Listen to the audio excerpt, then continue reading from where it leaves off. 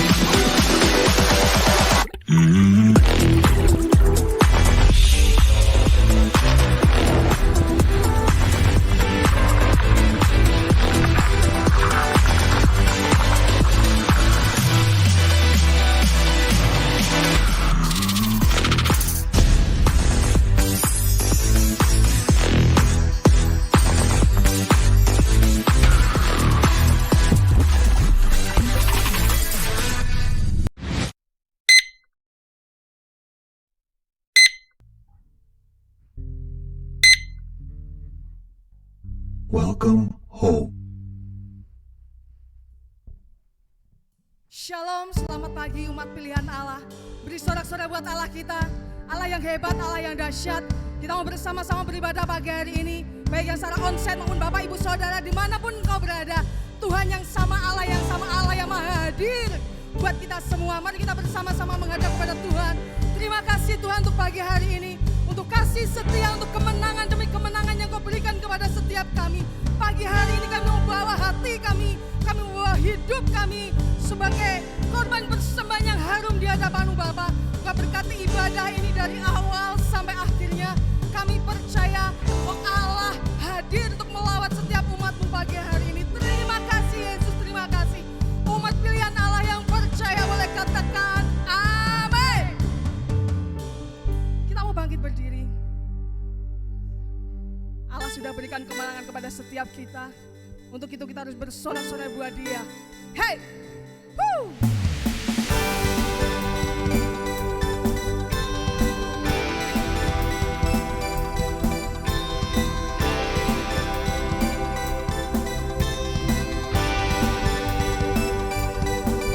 Semua bernyanyi dan berseru pada Allah Maha Tinggi, semua makhluk tunduk padanya.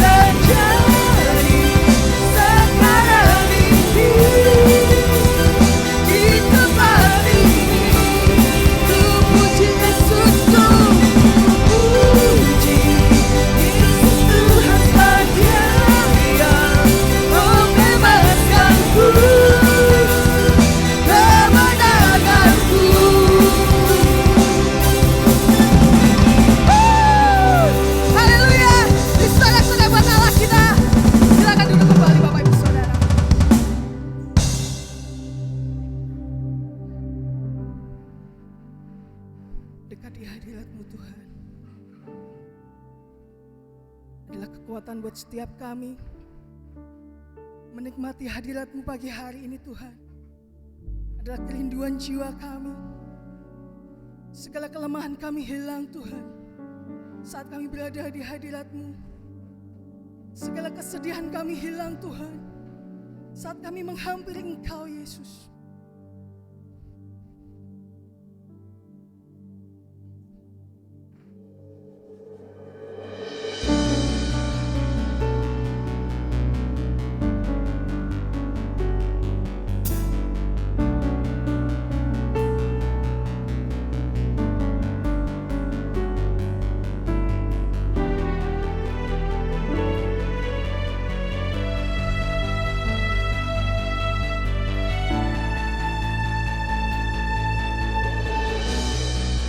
Kepalsuanku sirna,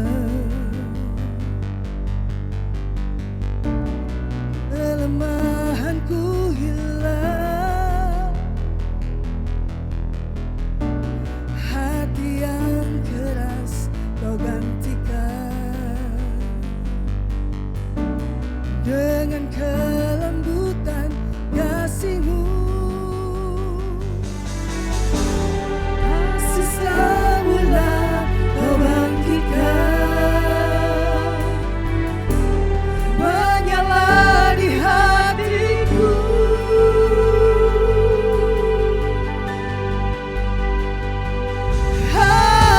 Hadirat-Mu, hadirat-Mu,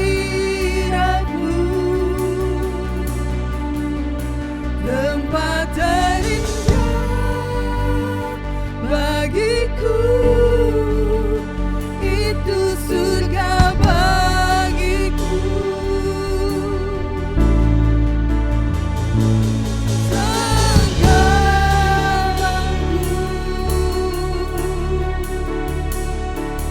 di dalam-Mu, biarlah hidupku bagi-Mu sebagai korban yang harum dan menyala-Mu. Biar ini menjadi doa buat setiap kita yang rindu, kita yang haus akan hadirat Tuhan.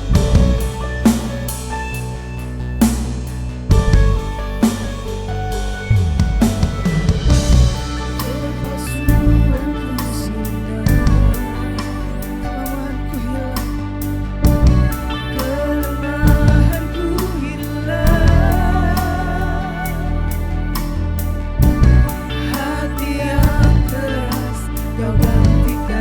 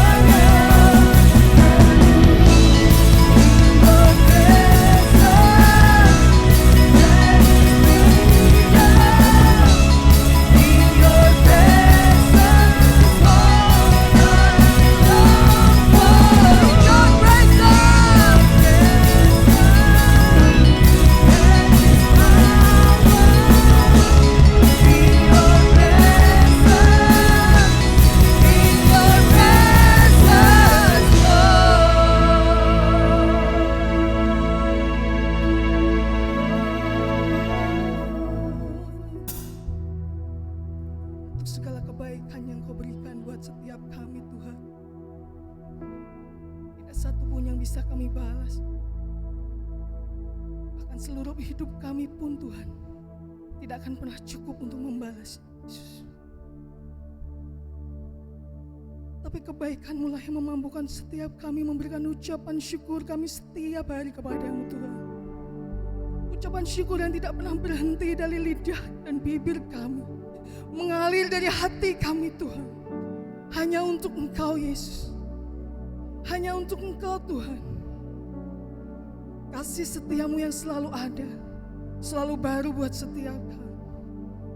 Kasih setia yang sama yang Kau berikan dari dulu sampai sekarang Tuhan, bahkan untuk selama-lamanya. Kami bersyukur menjadi anak kesayangan-Mu Tuhan. Terima kasih Yesus, terima kasih Tuhan.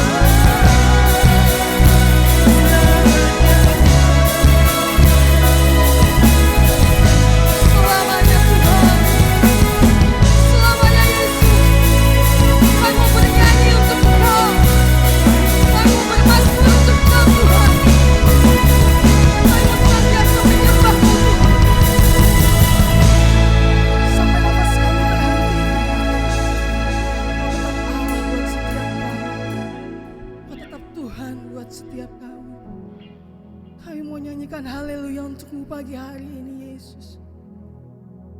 Karena Engkau Raja yang layak untuk disembah. Engkau Raja yang layak untuk dimuliakan Tuhan. Engkau Raja yang layak untuk ditinggikan. Ku nyanyi Hosana bagi Rajaku yang duduk di tahta. Aku muliakan dan ku agungkan, Kau layak disembah. Ku nyanyi Hosana, jemaat Tuhan pujikan. Ku nyanyi Hosana bagi Rajaku yang duduk di tahta. Aku muliakan dan ku agungkan, Kau layak disembah. Ku nyanyi Hosana bagimu Tuhan. Hosana bagi Rajaku yang duduk di tahta. Kami muliakan Kau, kami agungkan namamu Yesus. Kau layak disembah. Nyanyi Hosana bagi Rajaku yang duduk di tahta. Aku muliakan Kau Tuhan, dan ku agungkan, Kau layak disembah. Jemaat Tuhan, mari bangkit berdiri. Ku nyanyi Hosana bagi Rajaku yang duduk di tahta. Aku muliakan dan ku agungkan, Kau layak disembah. Kami mau nyanyi Tuhan, ku nyanyi Hosana. Jemaat Tuhan pujikan. Pujian ini sebagai pengagunganmu kepada Allah.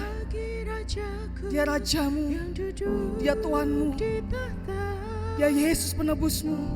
Aku muliakan dan ku agungkan, Kau layak disembah. Ku nyanyi Hosana. Ku nyanyi Hosana bagi Rajaku yang duduk di tahta. Aku muliakan dan ku agungkan, Kau layak disembah. Kau layak disembah, Kau layak disembah, Kau layak disembah, Kau layak disembah, sembah, sembah. Oh, sembah, sembah. Kudus, kudus,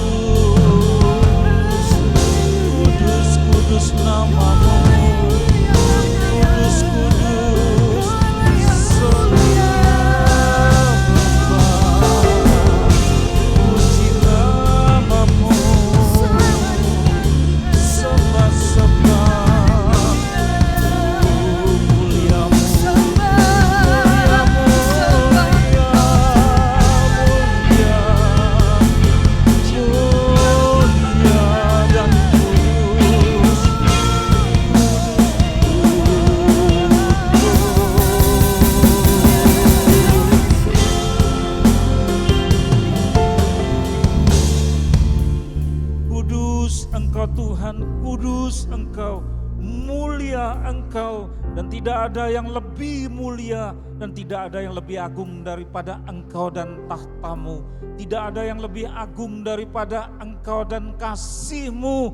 Itulah Engkau juru selamat kami yang tidak ada duanya.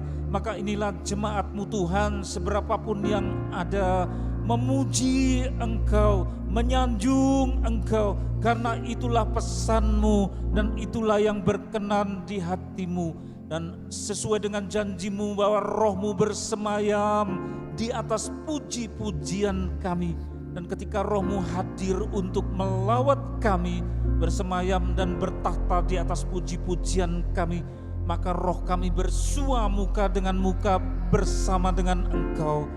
Dan di mana Engkau hadir terjadi kemerdekaan, di mana Engkau hadir terjadi pemberkatan, di mana Engkau Roh-Mu hadir, kami dididik, kami dibentuk, kami dihibur, kami diberi kekuatan dan kami ditegur.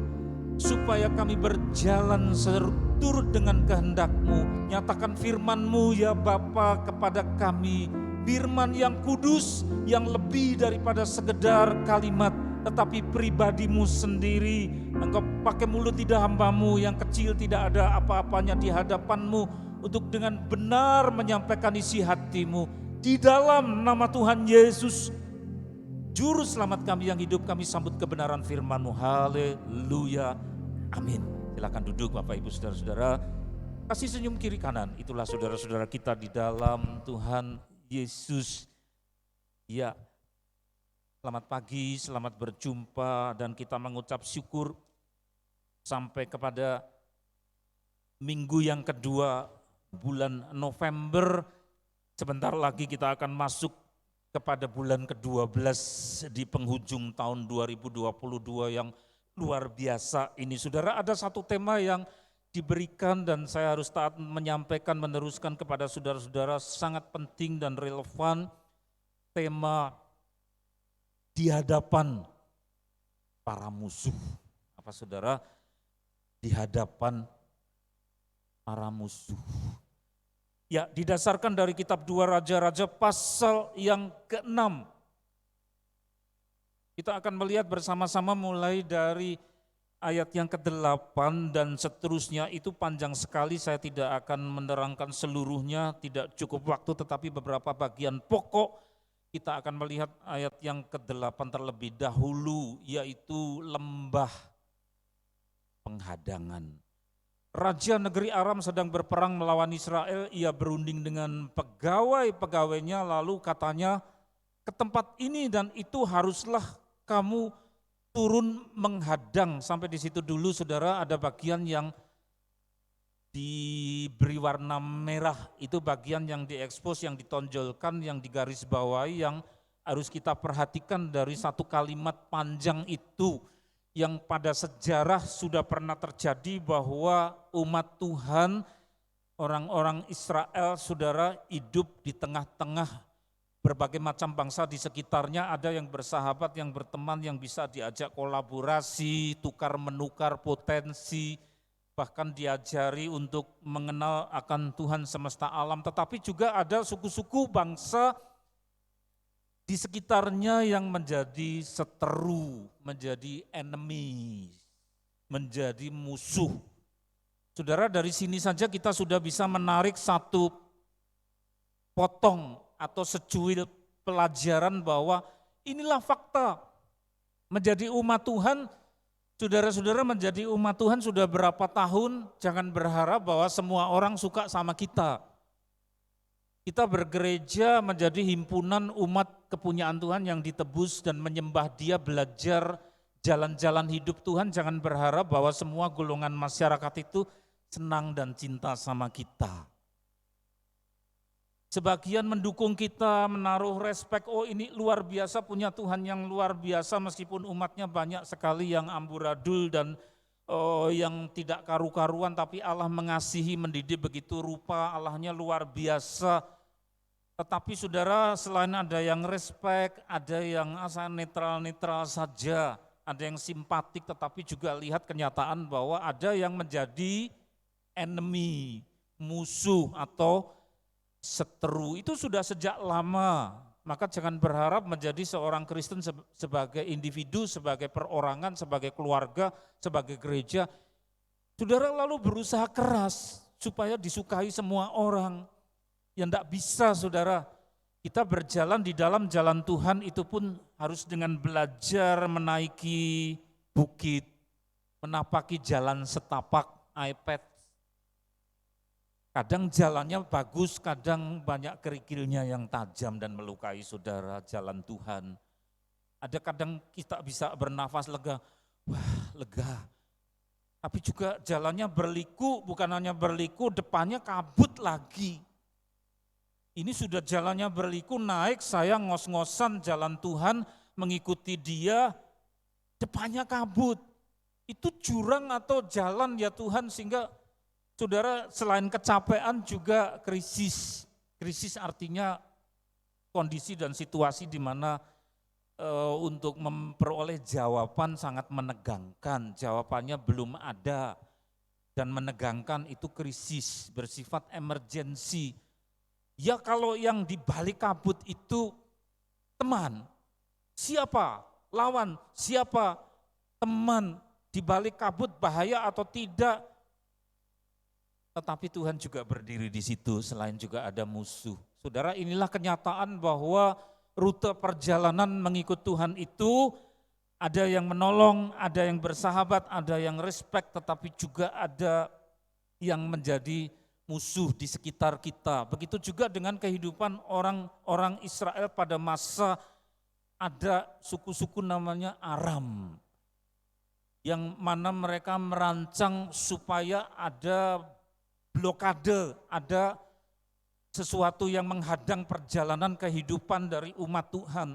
Saudara ingin maju dalam Tuhan, menjadi lebih baik, lebih bijak, lebih dikenal di hadapan Tuhan, dan kalau Tuhan Yesus datang yang kedua kali, kita kedapatan sebagai yang layak menjadi mempelai-mempelainya, sehingga belajar untuk hidup kudus, hidup suci dalam perkataan, dalam perbuatan, dalam pergaulan, dalam berpikir.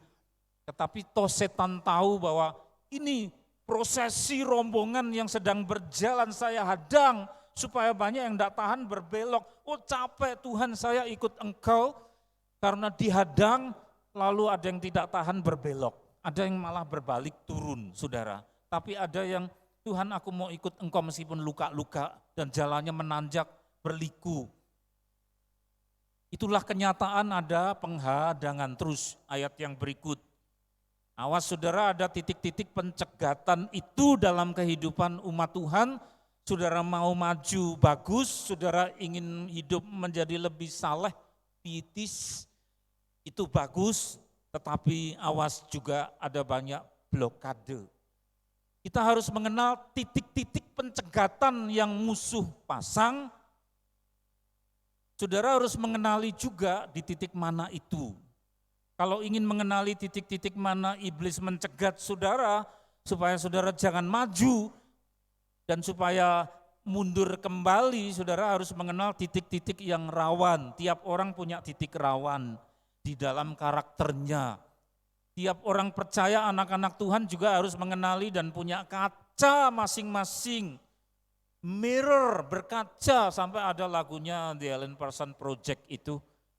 Zaman saya sekolah sampai sekarang masih suka ada nyanyian yang berjudul Mirror, Mirror, Mirror, supaya orang melihat bukan hanya potensinya sendiri, oh saya kekuatannya di sini, Tuhan kasih talenta, bakat di sini, tapi juga titik-titik lemah di mana iblis ngincar terus. Disitulah ada penghadangan supaya anak-anak Tuhan jatuh ke dalam dosa.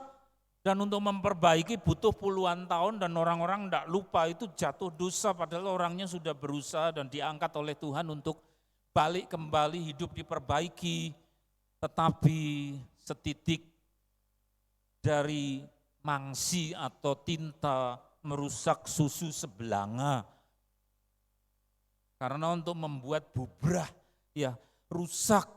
Mudah sekali, bahkan kemudian menyebar sampai ke berbagai aspek kehidupan, ya ekonomi, ya kesehatan, ya mentalnya, ya saudara, dari semua segi. Kita harus mengenal titik-titik lemah apa pada diri kita, maka kemudian perlu yang disebut mirror atau kaca cermin. Sehingga kita mengenal, oh di sini saya mau dicegat. Para bapak, para suami juga harus ngerti, ya. Orang laki-laki kelemahannya di mana? Oh makhluk visual, orang laki-laki kelemahannya dengan kalau ketemu perempuan cantik, lalu wah artistik, hati-hati. Ada juga, oh di situ aku enggak jatuh, tapi di bidang yang lain, ya. Di situ saudara, kenali, awas, ahtung, ya. Awas, ada titik-titik pencegatan seperti orang Aram mencegat umat Tuhan terus. Berikut. Pasal 6 ayat 9, tetapi abdi Allah menyuruh orang kepada Raja Israel mengatakan, awas, warning, jangan lewat dari tempat itu sebab orang Aram sudah turun menghadang ke sana. Awas, kemudian apa saudara, peringatan jangan lewat dari tempat itu. Jadi berarti ada rencana, ada planning, ada time schedule. Habis begini saya mau begini, habis begini saya mau begini. Tiap orang punya rencana jangka pendek, seminggu aja, besok mau apa, besok mau apa. Tapi juga ada rencana jangka panjang, bahkan ada impian. Meskipun itu samar-samar, misalnya saya, kapan ya mantu? Rindu banget kalau lihat wanita muda, apa besok menantu saya seperti ini ya Tuhan, tolong beri yang terbaik dari Engkau. Tapi samar-samar saudara, tapi harus diminta oleh seorang yang merindukan yang terbaik. Jangankan mantu ya saudara, anaknya aja belum berpikir mengenai bodoh itu. Kami tadi pagi berembuk begitu sama istri saudara, ada rencana panjang, impian jangka panjang, menengah ataupun jangka pendek. Tapi lihat di situ, kadang-kadang waktu tertentu kita harus dengar-dengaran akan peringatan Tuhan, awas, awas, apa yang sudah engkau rancang, jangan lewat dari tempat itu. Jadi yang sudah dirancang baik-baik, ternyata kita harus evaluasi kembali. Oh iya ya, saya harus ada rencana B. Jadi rencana A kemudian ada rancangan B, kalau ini agaknya berbahaya, doa lagi. Maka kitab Yakobus itu menyebutkan kalau anak Tuhan punya rencana, harus berdoa minta konfirmasi. Tuhan saya punya rencana begini, boleh enggak? Loh kok Tuhan diam saja, besok doa lagi. Ternyata jawaban Tuhan bukan sering lewat audible, lewat kuping, tetapi melalui peristiwa, ya ini jawabanku. Ternyata di sana ada sesuatu yang buruk sekali, yang mana kalau rancangan kita tetap jalan, rusaklah, ya terus Tuhan batalkan. Baik itu hal-hal teknis yang kelihatannya sepele, mau pergi kemana, mau buat acara apa, atau hal-hal yang lebih mendasar saudara. Awas, jangan lewat dari tempat itu. Sebentar lagi Desember ada orang-orang kaya, bukan hanya kaya tapi juga elit berpendidikan bawa persembahan banyak sekali mau cari raja yang lahir. Dan mereka ngerti tentang astronomi. Itu kok ada bintang sebelah timur dari sisi para bapak ini, intelektual. Bintangnya di timur, saya harus cari itu raja. Tapi kemudian apa? Dikoreksi oleh Tuhan. Karena keliru tanyanya ke istana. Pikirnya kalau raja lahir dalam istana. Ketemunya orang jahat dalam istana, namanya siapa? Herodes. Ini ngintip sedikit berita tentang Desember yang biasanya digelar di raja-raja. Oh ternyata ya tanya-tanya Pak Rajanya ini bukan mau ikut menyembah seperti omongannya yang munafik, tapi dia mau bunuh sehingga tak akan terjadi teror. Maka Natal adalah berita teror juga saudara, anak-anak kecil dibunuhi, disembelih, ngeri ya. Lah yang bawa kado mahal ini lalu keluar dari istana dikoreksi sama Tuhan, awas kalau sudah ketemu jangan balik lagi ke jalan yang tadi, cari jalan lain. Rencana semula apa? Buyar, karena Tuhan yang bikin buyar. Ada rencana B dari Tuhan. Saudara, kita juga sering dikoreksi, jadi harus dengar-dengaran akan apa kata Tuhan, sang navigator pertama, penunjuk jalan pertama, meskipun kita punya daftar navigasi perjalanan hidup kita. Saya sampai ke Purwodadi dengan istri juga bukan dengan saudara intelektual dan hati saja, tapi konfirmasinya itu alot, antara ya dan tidak itu bergumul. Sedangkan yang dari sini tidak sabar, ayo toh ke sini melayani di sini. Tetapi konfirmasinya alot saudara, karena apa? Butuh yang sungguh-sungguh peneguhan dari Tuhan. Kalau sekarang memang sudah mantap, memang di sini, sehingga yang jemaat lain yang besar nawar-nawari saya tidak mau karena Tuhan tuntun. Saudara juga punya rancangan-rancangan yang mungkin dikoreksi Tuhan lalu ada kata itu, stop gitu, halt, mandek. Lalu Tuhan bilang, awas jangan lewat dari tempat itu, sehingga kita diberitahu jalan lain. Ya, bawahnya demikianlah Elisa memperingatkan kepadanya supaya berawas-awas di sana, bukan sekali dua kali saja saudara. Nah ini terjadi pada diri kita juga, satu pengajaran. Terus berikutnya lagi, Matius pasal 16 ayat 6, kata Tuhan Yesus. Yesus berkata kepada mereka, berjaga-jagalah dan waspadalah terhadap ragi orang Farisi dan Saduki. Siapa Farisi dan Saduki? Para alim ulama, para rohaniwan, para pemegang kitab Torah, Nebiim dan Ketubim. Torah itu 5, yaitu kitab Kejadian sampai kitab Ulangan, ada 5, Pentateuch namanya Torah. Tapi mereka juga pegang kitab Nebiim. Nebiim itu kitab nabi-nabi, ada Yesaya, Yeremia dan seterusnya. Tapi juga memegang Ketubim. Ketubim itu misalnya Mazmur, Amsal, Pengkhotbah. Mereka pegang itu, belum ada perjanjian baru. Tapi justru pemegang kitab itulah sumber dari yang pertama. Basis pertama iblis itu ada pada para rohaniwan, pemegang kitab. Kita harus ngerti itu saudara. Jadi penyesat-penyesat yang jahat-jahat munculnya dari dalam tempat ibadah. Maka disebutkan Farisi, Saduki. Bedanya kalau Farisi ini percaya akan kebangkitan orang mati dan akhir zaman ada kebangkitan orang mati. Tapi kalau orang Saduki tidak percaya, apa itu malaikat, dongeng katanya. Malaikat itu dongeng tidak ada, kebangkitan orang mati, oh dongeng, jadi tidak percaya, itu golongan Saduki. Saduki ya pemegang kitab, Ketubim Torah dan Ketubim Nebiim. Farisi juga, tetapi mereka beda tafsir. Saudara-saudara, sampai masa kini pun sumber-sumber kejahatan yang mencegat, menjegal iman orang percaya supaya jangan maju, sumbernya bukan dari bidang politik, bidang ekonomi, bidang seni, keluarga. Bisa aja munculnya dari situ, tapi sumbernya adalah dari yang paling ganas, justru dari para rohaniwan. Ya, saudara. Dengan Injil yang dibelokkan sedikit-sedikit hingga orang Kristennya tidak ngerti, itu gereja kan tulisannya gereja kok. Saudara masuk ajarannya dibelokkan sedikit-sedikit, banyak orang tidak ngerti. Amin, amin, padahal yang diaminkan sudah dibelokkan. Tuhan Yesus kealahannya dikurangi sedikit-sedikit ya. Hati-hati. Karena apa? Jemaatnya tidak rajin periksa langsung di kitab suci. Gampang sekali dibohongi. Makin dekat akhir zaman Tuhan Yesus sudah peringatkan, awas muncul Mesias-Mesias palsu, nabi-nabi palsu, rasul-rasul palsu.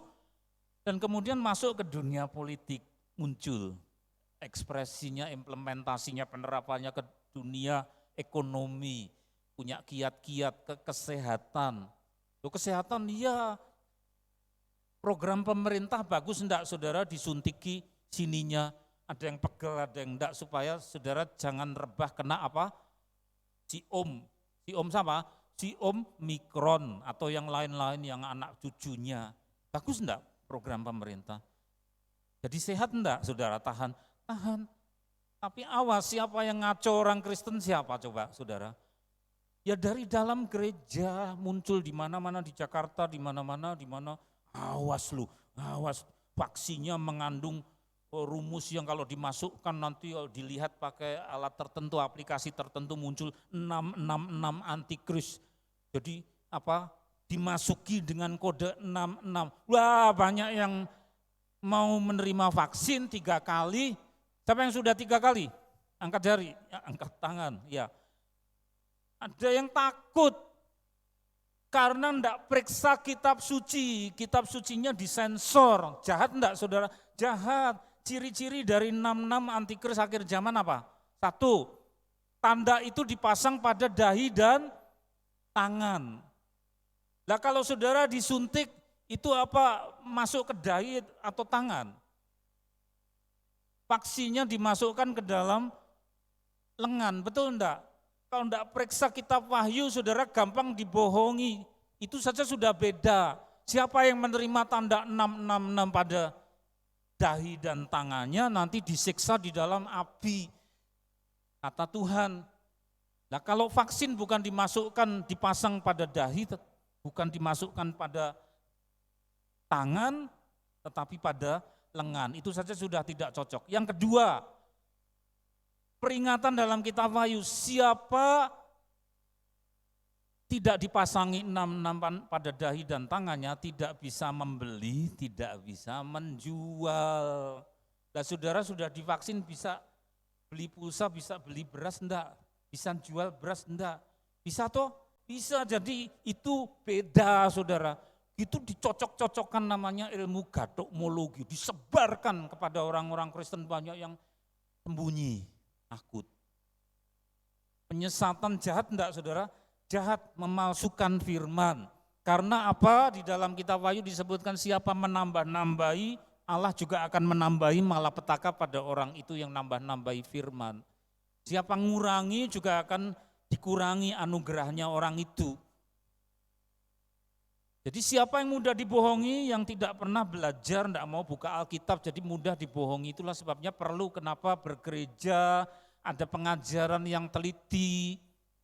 Bahkan pendeta pun harus hati-hati, lalu kalau ada kekeliruan juga dibicarakan bersama saudara itu. Tapi kalau ini tidak pernah dibuka, masih baru terus dipasang di aplikasi, bisa diedit dengan gampang, tapi kalau di kertas, saudara ini khusus kitab suci saja. Itulah sebabnya firman Tuhan Yesus apa? Berjaga-jagalah, waspadalah. Engkau ingin maju, engkau ingin dikenan Tuhan, ingin beroleh dipenuhi, dibanjiri, damai sejahtera, harta-harta surgawi. Oh iblis tahu dicegat, kamu kelemahannya di sini, kamu kelemahannya di sini. Kenali titik-titik itu, kita harus punya mirror, punya apa? Kaca cermin. Kenal kelemahan kita apa. Maka suami kemana-mana harus didampingi istri, istri kemana-mana harus didampingi suami, anak-anak yang belum dewasa harus banyak didampingi oleh orang tua, jangan dilepas begitu saja ketika masih butuh bimbingan. Kita butuh sesama kita. Firman Tuhan katakanlah kalau sendiri tidak punya keluarga gimana? Ada kata firman Tuhan apa? Ibrani 10 ayat 25, jangan menjauh dari persekutuan-persekutuan, maka minggu tidak cukup, ada care group. Umat Tuhan pertama sampai 3 ada ibadah di bait Allah terima pengajaran, ada ibadah di sinagoge, ada ibadah di rumah-rumah. Supaya apa yang didengar itu tidak hilang tetapi kemudian didiskusikan kembali dalam suasana kekeluargaan. Saudara, supaya apa? Kalau kita dicegat, kita waspada, berjaga-jaga, waspadalah. Saya tidak perlu pakai topeng lalu bilang waspadalah, waspadalah. Tidak perlu pakai topeng ya saudara. Terus lagi, Nehemia pasal 4 ayat 17, lihat gambar ilustrasi. Itu siapa? Pakai helm, tangannya kanan pegang apa itu? Namanya bahasa Jawanya, bahasa Indonesia enggak ngerti saudara, bahasa Jawa ngertinya itu namanya cetok. Ada tetangga daerah enggak ada namanya Pak Parto cetok, karena bikin itu saudara. Tangannya satu pegang cetok, tangan kirinya siap dengan pedang. Yang membangun di tembok, orang-orang yang memikul dan mengangkut melakukan pekerjaannya dengan satu tangan. Dan dengan tangan yang lain mereka memegang senjata. Itu artinya apa? Waspada. Waspada terhadap apa? Sekali lagi, titik-titik kelemahan kita apa? Karena musuh bisa dari luar, musuh bisa juga menggerogoti dari dalam. Maka kemudian apa? Firman Tuhan mengatakan mengungkap mengenai pedang roh. Perlengkapi kamu dengan pedang roh. Pedang roh ada firman Tuhan. Kalau ini kosongan enggak ngerti apa-apa tapi apal sekali sama artis itu namanya ini nyeleweng sama itu terus punya anak sama ini tahun sekian.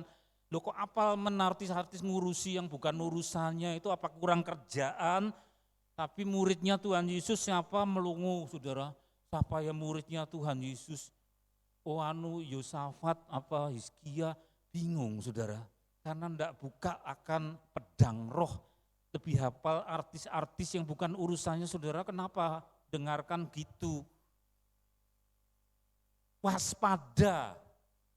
Ada pedang roh, tapi juga ada yang namanya bekerja membangun. Cetok itu menunjuk kepada membangun. Nuh disuruh membangun bahtera supaya ketika air bah datang orang-orang dihukum, dia dan keluarganya selamat karena sudah rajin membangun. Tuhan Yesus berkata anak manusia akan datang, orang makan, minum, kawin dikawinkan lalu tiba-tiba anak manusia datang dan orang-orang kemudian binasa karena tidak rajin membangun, imannya tidak dibangun, hidup dalam doa tidak dibangun, sibuk dunia terus karena apa disebutkan Tuhan Yesus orang makan, minum, kawin dan mengawinkan itu urusannya dunia terus tidak selesai. Tapi kapan engkau dibangun dalam kehidupan doa, penyembahan, pedang roh, saudara, kapan roh ini berkembang? Maka kemudian di situ harus ada ganda pekerjaan-pekerjaan dilakukan, garapan-garapan, tetapi juga harus ada waspada dengan pedang roh. Maka kemudian disebutkan memakai dua tangan. Itu.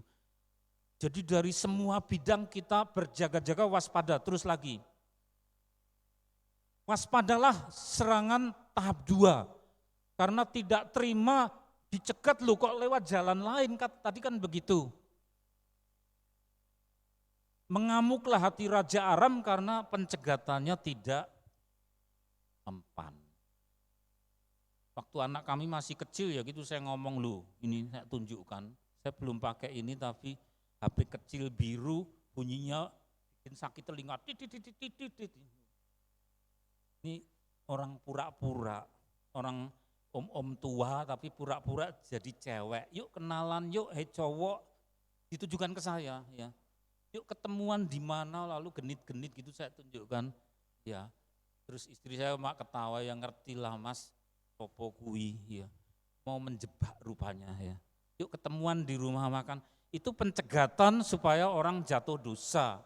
Nah kok bodoh idik-idik datang ke rumah makan, loh ya. Gimana coba saudara? Apa menyerah? Jebakannya itu dilakukan, ini tidak mempan, bukan karena ini baik, enggak, tapi Roh Kudus yang memberitahu supaya hambanya waspada. Cari cara lain, mengamuklah hati Raja Aram tentang hal itu. Dipanggilnya lah pengawal-pengawalnya, pegawai-pegawainya, katanya kepada mereka, tidakkah dapat kamu memberitahukan kepadaku siapa dari kita memihak kepada Raja Israel? Ini bocor ini, di dalamnya ini ada pengkhianat, traitor, pengkhianat, kok bocor ya, kita mencegat di situ kok, yang dicegat kok enggak mau kena jebakan. Di rumah yang saya tempati di pastori, saya heran pasang jeglekan tikus dulu kurungan. Dia bilang, loh bunyi jebret. Saya lihat itu, ya itunya nutup, tikusnya enggak ada. Ya, yuk dipasang meneh mas katanya. Saya pasang lagi. Jebret, jebret. Saya lihat pakai senter, yuk dilihat enggak ada tikusnya tapi dia bisa nutup itu. Jadi dijebak enggak mau. Saudara, Anak-anak Tuhan, saya berdoa jemaat AFJ Purwodadi harus lebih pintar daripada tikus di Jalan Nias. Ya. Harus lebih pintar daripada tikus-tikus yang ada di pastori itu. Saudara dipasangi kerangkeng, jadi rupanya Tuhan mau kasih firman itu melalui pelajaran itu. Ayo kasih tahu jemaatku katanya. Ya ini sudah taat Tuhan, saya sampaikan. Saya kan tinggal laporan tuh ya. Ilustrasi tikus sudah saya sampaikan. Tikus pinter loh 2 kali. Saudara dijebak kena berapa kali? Kalau kena minta ampun, Tuhan beri saya mata Raja Wali. Saudara nabung susah-susah, dapat berapa juta untuk cucunya, untuk itu tahu-tahu ngeleleng di jalan, diceblek-ceblek. Ayo ke ATM, Pak Bu kok nurut itu loh. Ya, saudara mikir apa kalau kosong seperti ember, maaf ini kasar, saudara ditipu. Loh kok kena, ya. Kalau saudara isi dari rumah, saudara Tuhan lindungi saya, mau pergi ke sana. Diceblek-ceblek, saudara tidak kena hipnotis, tapi malah kaget. Wah, siapa kamu? Gitu orang-orang nengok semua. Ya betul enggak? Betul atau betul? Tidak bisa kejebak. Masuk gereja keluar, wah hebat sekali, AC-nya dingin, tari-tariannya hebat, meriah, lampu-lampunya. Tahu-tahu saudara diberikan sesuatu yang tidak beres. Wah, siapa mau masukkan persembahan sama dompet-dompetnya sekalian? Kayak kehipnotis. Loh persembahan kok masukkan sama dompetnya? Tidak beres ini pemimpin, itu bukan dari Tuhan. Karena persembahan itu harus dengan kesadaran. Orang sehat, jangan mau dimanipulasi. Saudara, baru begitu pulang gelo, wah iya, artinya saya sisihkan. Lah siapa yang suruh? Pendetanya tadi, pendeta sungguh atau bukan? Jangan hanya lihat meriahnya, gedungnya mewah, tapi hamba Tuhannya dipakai iblis. Sampai Bapak Perdana Menteri Jepang itu dibunuh, saudara, meninggal, kasihan. Itu kan karena orang marah. Orang Jepang marah. Kenapa marah kepada Bapak Perdana Menteri? Karena ibunya yang marah ini, itu orang lemah tadi dimanipulasi itu habis hartanya untuk satu komunitas yang katanya gereja. Anaknya marah, kamu tuh ditipu toh mah, sekarang sudah melarat.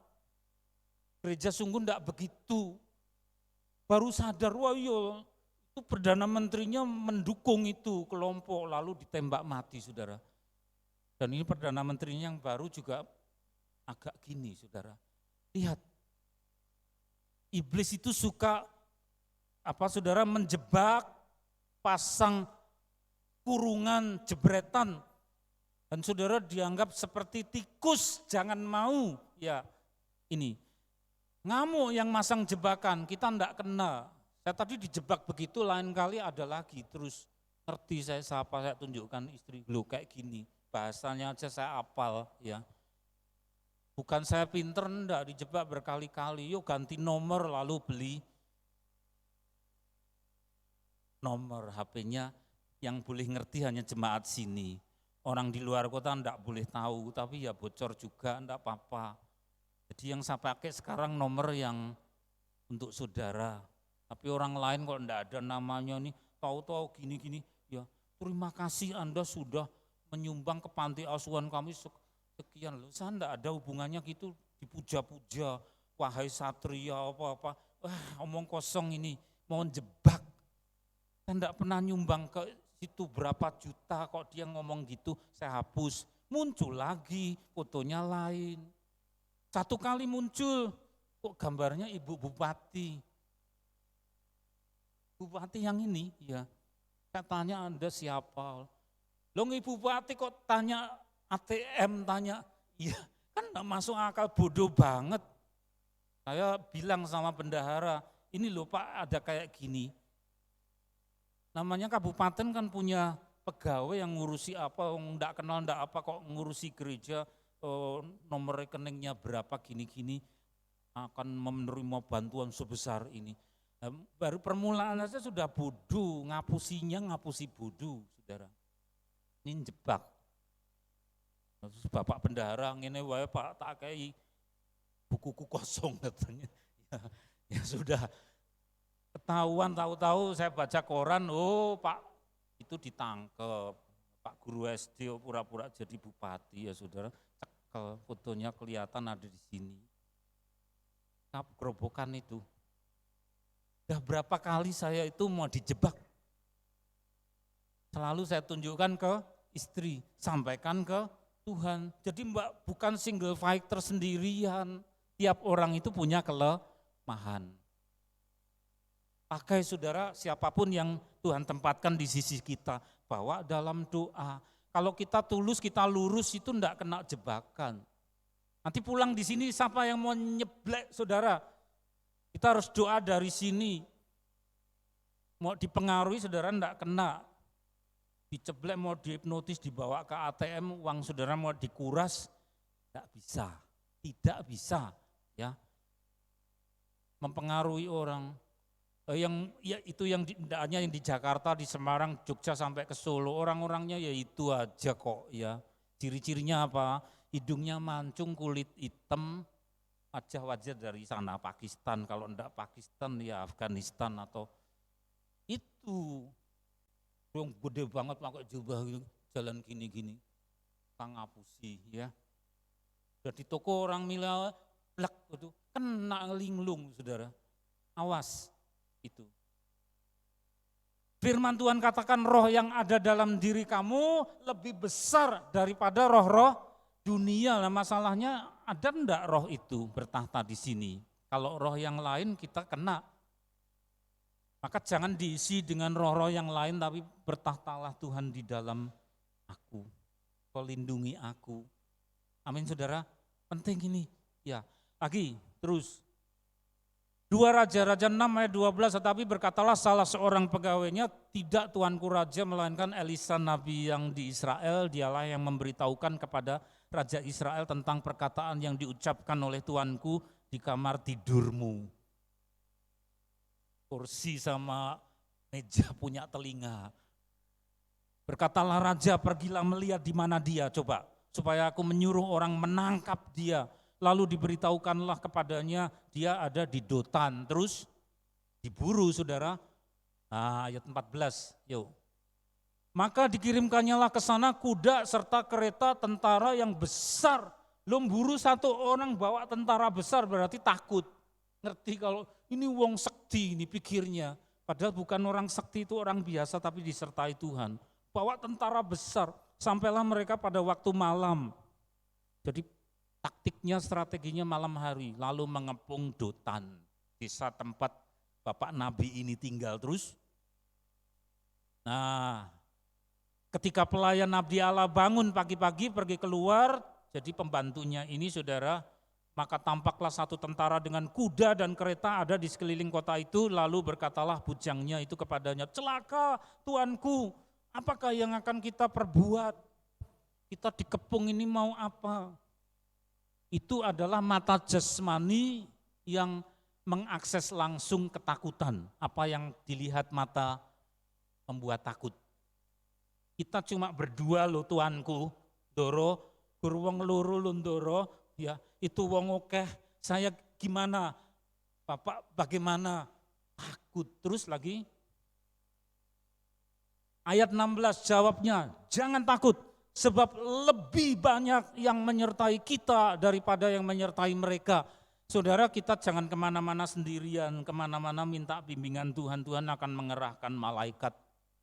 Karena beliau berjanji dia akan, kaki kita akan ditatang supaya jangan terantuk pada batu. Kirim malaikat berkemah di sekeliling orang percaya. Itu janji Tuhan, kita harus berkata amin dan minta, Tuhan saya butuh itu. Lah ini cuma 2 orang ditunjukkan itu loh yang menyertai kita itu lebih banyak, lalu ditunjukkanlah ke langit. Lalu berdoalah Elisa karena ngerti bahwa pembantunya ini matanya mata jasmani. Di dalam sini antara otak kiri sama otak kanan yang kejepit di tengah ada yang sebesar ini namanya pineal gland, kelenjar pineal. Kalau masih kecil bisa lihat apa-apa. Gitu. Ma itu sapa, tidak ada sapa-sapa kok.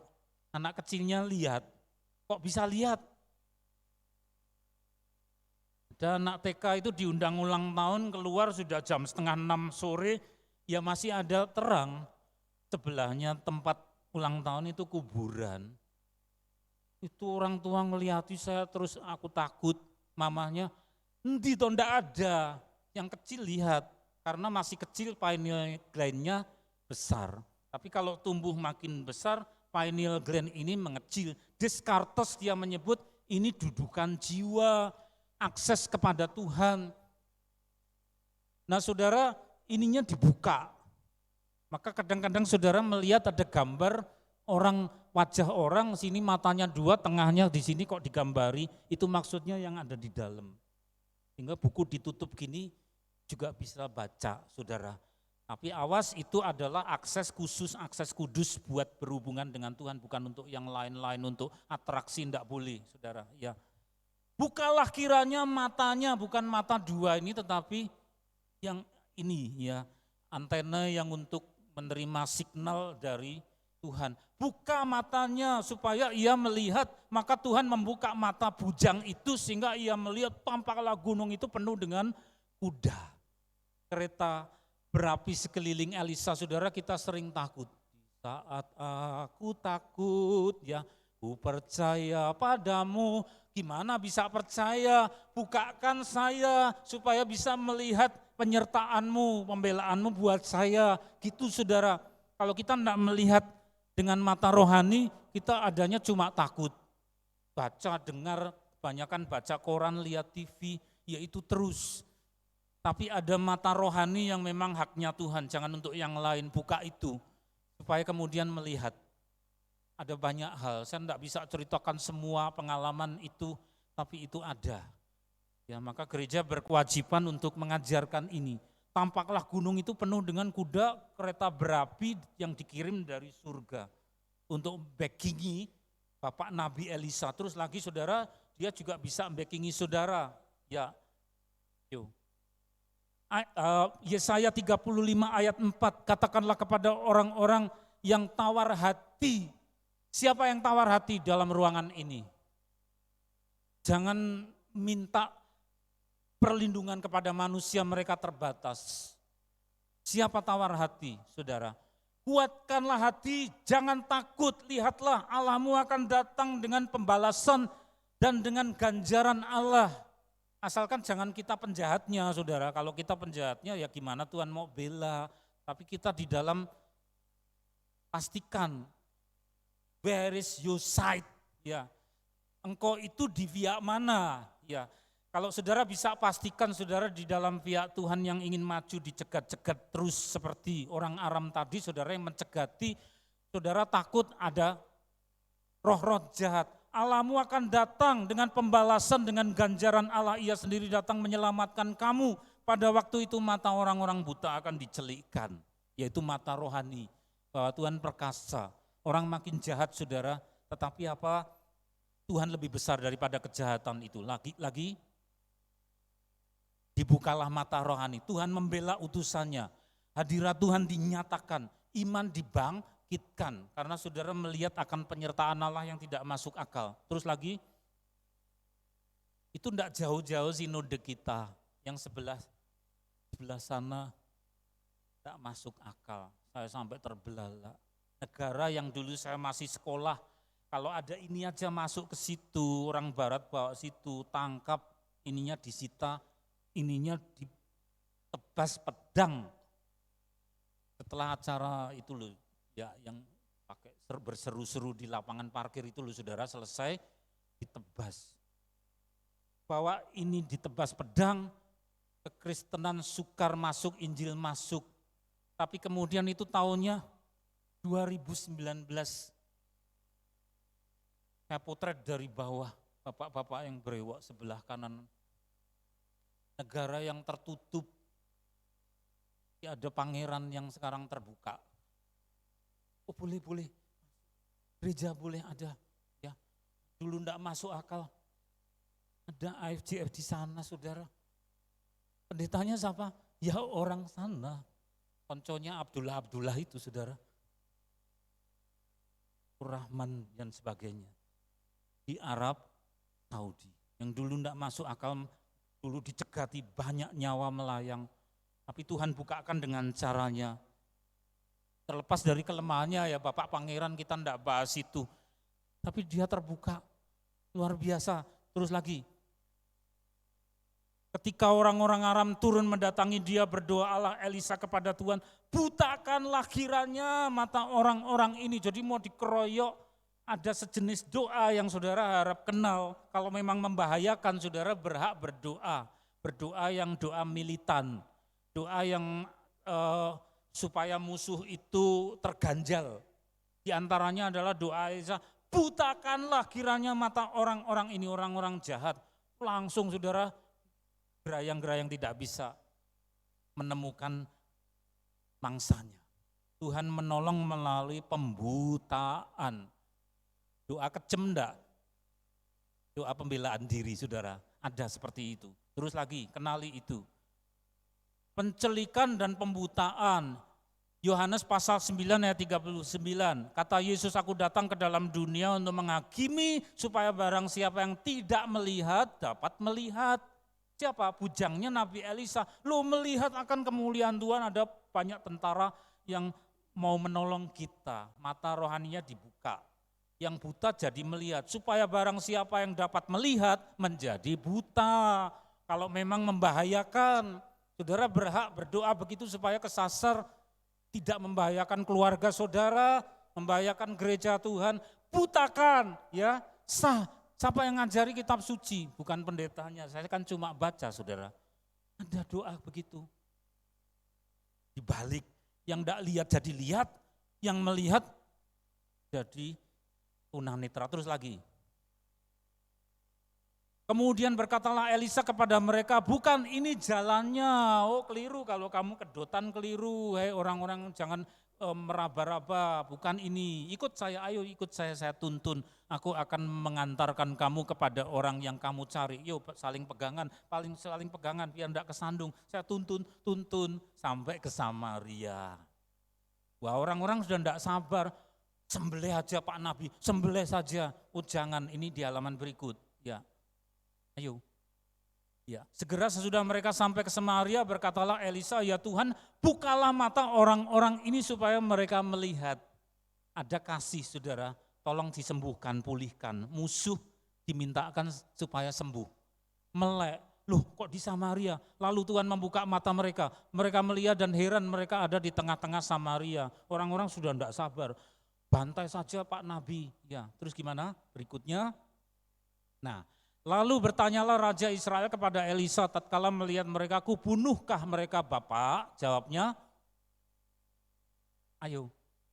Ya, pencelikan hikmat dan belas kasih melampaui nafsu. Ini pengajaran Tuhan Yesus, kasihilah musuhmu. Betul saudara, doakan, mintakan berkat bagi orang yang menganiaya kamu, itu ajaran Tuhan Yesus. Jawabnya jangan dibantai, musuh itu, ini musuh, jangan. Biasakah kau bunuh yang kau tawan dengan pedangmu, dengan panahmu? Tetapi bahwa dibaca bersama-sama, hidangkanlah makanan dan minuman di depan mereka. Saya senang banget dengan jemaat di sini.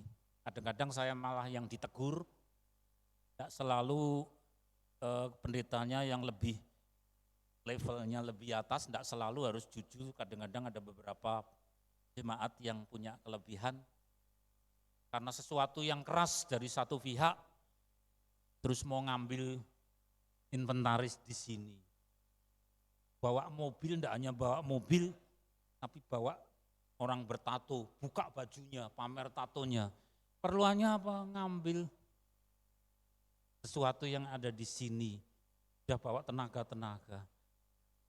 Dari rumah Tuhan apa yang harus saya perbuat, apa saya harus nunggui di sana. Jangan, kamu di rumah berdoa aja, karena kamu lemah.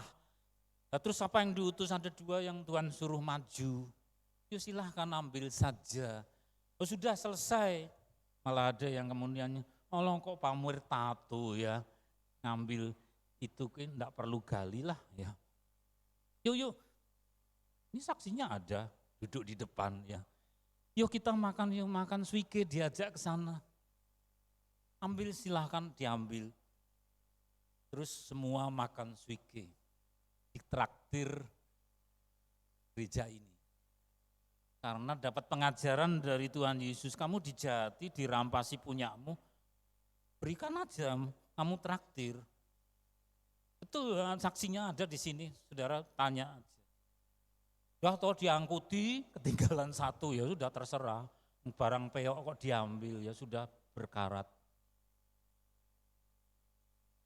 Saudara duduk di tempat yang Tuhan sudah gantikan yang lebih baik, ya ada yang hitam, ada yang sana biru, itu merah, saudara bisa dilipat. Sudah tayangan diambil enggak apa-apa, yuk makan. Seneng sudah kenyang, makasih ya makasih, pulang. Lu ngambil aja kau pakai, bawa yang kayak gitu, ya saudara. Biasakah kau bunuh, kau tawan, saya enggak boleh muncul sama Tuhan, karena Tuhan bilang, kamu nanti emosimu yang enggak, kalau entah ininya yang merah atau apa, tapi ada bapak-bapak yang lebih sabar, ya sudah yang maju mereka. Saya suruh sembunyi berdoa di rumah, dua orang yang maju, cukupan sambil. Tuhan kasih ganti yang lebih baik. Kemarin jebol 2, enggak apa-apa, masih banyak. Ya, Tuhan kasih yang lebih baik. Ada orang memusuhi saudara, kirimi pelem. Musim pelem toh, kirimi pelem ya. Siapa yang ngajari Tuhan? Yesus. Jangan dikirimi santet. Kalau saudara ngirimi santet, saudara malah dihukum sama Tuhan. Saudara punya apa? Ya. Ini yang ngajari Tuhan. Hidangkan makan, wah kenyang. Orang dasar enggak ngerti ya saudara, enggak tahu di rumah makan kenyang terus lagi. Enggak ada racunnya. Lah itu ya ayat 23. Disediakannya lah bagi mereka jamuan yang besar, maka makan minumlah mereka. Sesudah itu dibiarkannya lah mereka pulang kepada Tuhan mereka. Sejak itu tidak lagi gerombolan Aram memasuki negeri Israel. Pekewo, mau ngerampok. Lawang sudah diberi makan, mau ngerampok lagi sungkan. Kayak dulu zaman anak masih kecil juga pelayanan ganjel terus. Saya masih muda, rambutnya belum kecabut banyak gini saudara, masih rodok ganteng dulu ceritanya ya. Anak masih kecil, lo pelayanan diganjel terus orang yang jahat. Dan orang jahat ini saya harus doakan, lah kok Tuhan yang mukul dia, naik sepeda itu rodanya lari. Terus stangnya lari jadi porokin nancep ke sini, ciruk gitu saudara, waduh. Oh Tuhan ya, lalu Tuhan ingatkan itu bukan jahati kamu, tapi jahati gereja Tuhan. Kok cocok begitu? Tuhan minta sembuh, sembuh dia saudara. Mari enggak sembuh enggak, yang sembuh ininya, tapi ininya enggak sembuh, masih jahat saudara, masih jahat. Pelayanan Tuhan diganjel terus disabotase supaya tidak lancar. Saya berdoa lagi. Tahu-tahu di rumah itu didatangi orang, ininya dijerat pakai tali dari belakang. Ya, lalu jatuh, dibawa ke rumah sakit, ininya merah semua karena darahnya mampet di mata. Ya. Tuhan suruh kamu berangkat berdoa buat dia. Meskipun kamu dijahati, gereja Tuhan dijahati, datangi doakan. Doakan matanya merah, sembuh. Sembuh matanya, karakternya belum sembuh. Ya sudah saya serahkan sama Tuhan, sudah dipanggil dia. Karena umurnya sudah di atas 70 lebih saudara. Harus dibalas yang baik. Kasih jamuan makan. Gerombolan ini tidak balik lagi. Ya saudara, puji Tuhan, puji Tuhan. Inilah pengajaran dari firman Tuhan. Apapun niat baik saudara selalu diganjal, dicegat. Tapi Tuhan mengasihi kita, jangan takut. Hadirat-Mu. Ada satu nyanyian itu, saudara minta hadirat Tuhan. Biar hati kita dilembutkan penuh kasih. Ya, biar hati kita juga diberi ketegasan. Kalau perlu ketegasan, butakan. Ya, apa yang membahayakan. Haleluya, haleluya. Hadirat-Mu, hadirat-Mu. Hadirat-Mu. Hosana, hosana, hosana. Haleluya. Kudus, kudus Engkau Tuhan. Kudus. Hadirat-Mu,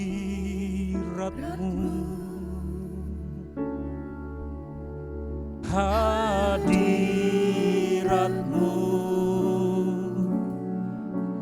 tempat terindah bagiku, itu surga bagiku. Oh, tenggelamku ya di dalam-Mu, biarlah hidupku bagimu sebagai korban yang harum dan menyenangkanmu. Oh, hadirat-Mu, hadirat-Mu, oh hadirat-Mu Tuhan. hadirat-Mu, Tempat terindah bagiku, itu surga bagiku.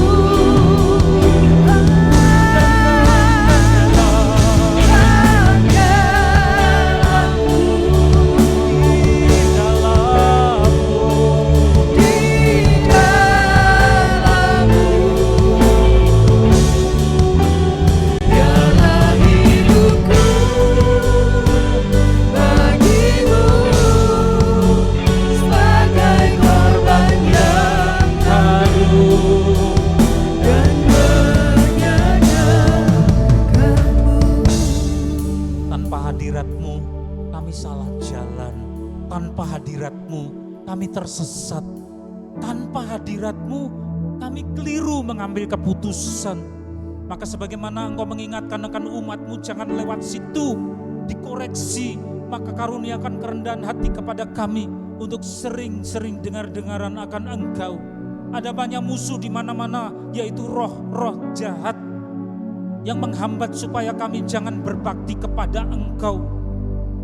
Tetapi Engkau Tuhan yang penuh kasih, hadirat-Mu menyertai kami, memberitahukan jalan-jalan kepada kami, memberi kami hikmat, memberi kami kasih, memberi kami lebih daripada apa yang bisa orang-orang jahat kerjakan. Izinkan hamba-Hamba-Mu, jemaat-Mu mengucap syukur dalam bentuk persembahan yang akan dikumpulkan, kuduskan, sucikan, sucikan, sucikan, sehingga boleh dipakai untuk mendukung pekerjaan pelayanan di dalam gereja ini dalam nama Tuhan Yesus. Hadirat-Mu,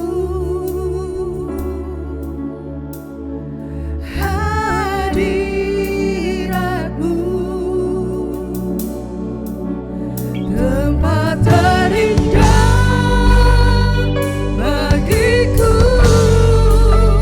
itu surga bagiku.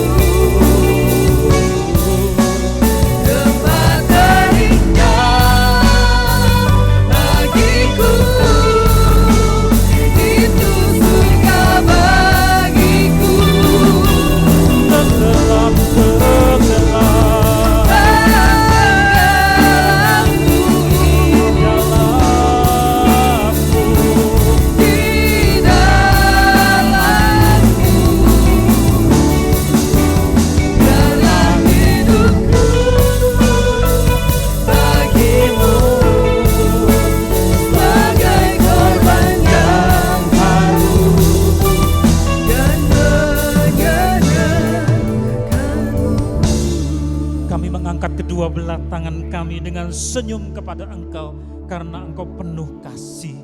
Lihat Tuhan, jemaat ini yang di kiri hamba-Mu, deretan yang di kanan hamba-Mu, Engkau mengasihi mereka semua, dari yang tua sampai dengan anak-anak. Curahkanlah berkat-Mu, berkat penyertaan, berkat hikmat, berkat keperkasaan, kasih yang melimpah, melampaui kejahatan yang ada di sekitar mereka. Kami percaya oleh karena Sang Putra yang tunggal Tuhan Yesus Kristus, serta bimbingan dari Roh Kudus, pada hari ini sampai Tuhan datang yang kedua kali, bahkan sampai selama-lamanya, dalam nama Tuhan Yesus. Semua yang percaya berkata bersama, amin. Selamat siang, Tuhan berkati. Pengumuman acara care hari Kamis di rumah.